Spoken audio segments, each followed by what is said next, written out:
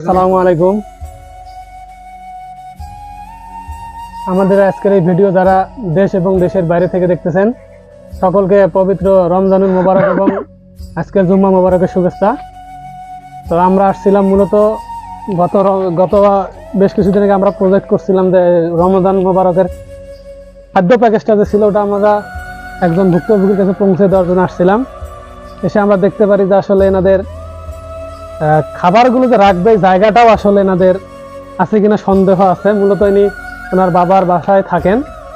মানুষ কতটা অসহায় এবং দরিদ্রের নিম্ন সীমায় আসতে পেরে এতটা মানে কি বলবো আর ভাষায় খুঁজে পাচ্ছি না। যে দেখবেন আপনারা কতটা নিম্নমানের ঘর এবং যে ঘরে আপনারা আসলে মানুষ ব্যতীত অন্য কেউ আছে এটা আমরা বিশ্বাস করতে পারবেন না। তো আপনাদেরকে দেখাচ্ছি,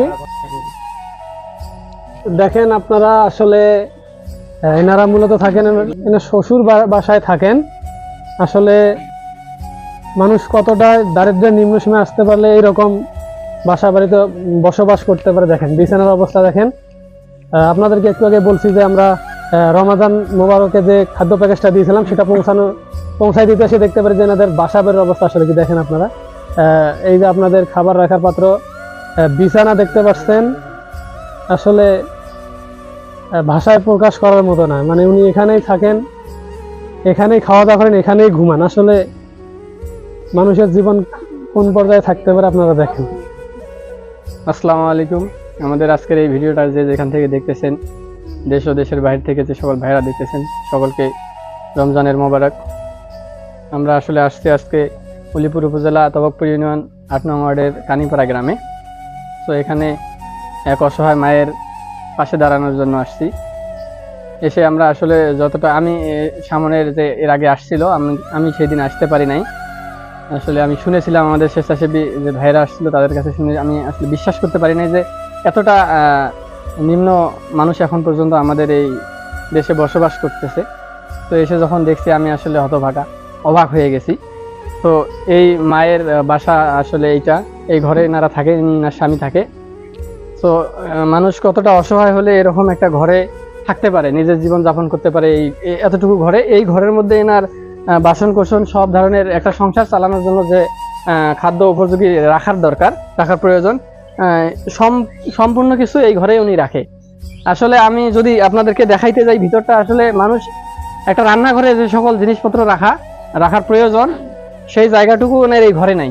অথচ ইনি এই ঘরে এনার জীবনযাপন পর্যন্ত করতেছে, রান্নাঘর থেকে শুরু করে সব ধরনের সামগ্রী এই ঘরে রাখে। তো আমরা এনার সঙ্গে একটু কথা বলার জন্য আসছি।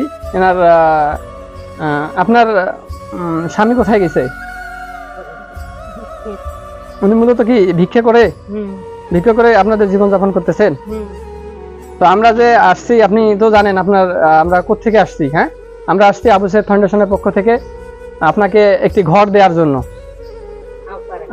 আপনি কি এই ঘর পেয়ে খুশি? ঘর চাচ্ছেন আপনি? ঠিক আছে, আমরা যারা আজকে আপনার এখানে আসছি, আমরাও যে বড়লোক পরিবারের সন্তান তা নয়, আমরাও কাজ করার সুযোগ পাইছি আবু সাইদ ফাউন্ডেশনের পক্ষ থেকে। আপনারা দোয়া করবেন আবু সাইদ ফাউন্ডেশন যেন আরো বেগবান হয়। আপনি দোয়া করবেন ফাউন্ডেশন যেন আরো আপনার মতো অনেক মানুষের পাশে দাঁড়াইতে পারে। আমরা যারা স্বেচ্ছাসেবক হিসেবে কাজ করতেছি আমাদের জন্য দোয়া করবেন, প্রার্থনা জানাচ্ছি। আপনারা সকলে আমাদের জন্য দোয়া করবেন, আমাদের ফাউন্ডেশনের জন্য দোয়া করবেন। এই বলে আমরা আমাদের আজকে ভিডিও শেষ করছি। সবাইকে ধন্যবাদ। আসসালামু আলাইকুম।